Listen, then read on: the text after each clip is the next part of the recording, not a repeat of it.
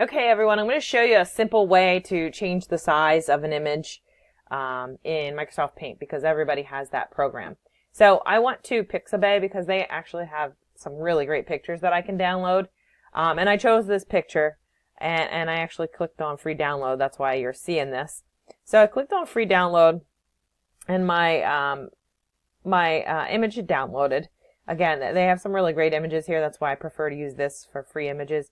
It'll tell you what you need to use, but it's free for commercial use, no attribution required.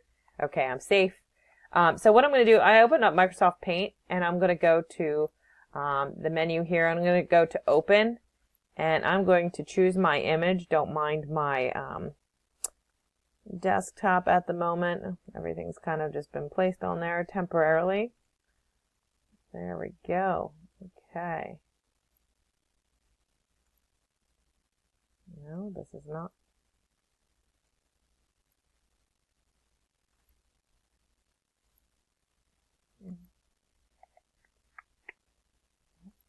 Because it probably went to downloads instead. How about that? Okay, so let's go ahead and open that as soon as you can find your image.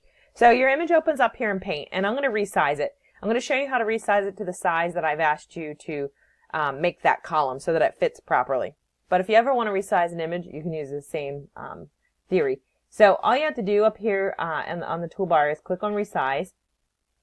And here's your resize options. I always choose pixels because typically when you download an image from the internet, it's sized in pixels, not percentage.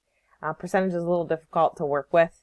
So pixels, this is his original size that you downloaded. I actually could have downloaded a larger or smaller. So you'll see the horizontal is a little bigger than the vertical. And I'm going to change the horizontal to 480 because I know I made that column 480 pixels. So you'll notice that the vertical also changed. That's because this maintain aspect ratio is checked. Make sure you keep that checked. That'll keep the aspect ratio of the picture in check, and it won't be skewed one way or the other. Very rarely do I ever use skew. Very, very rarely. So I'm going to choose the horizontal. The vertical will automatically change for me. I can click on OK.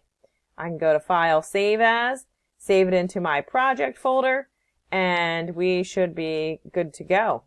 So you should be able to insert that just like you would any other image into your web page.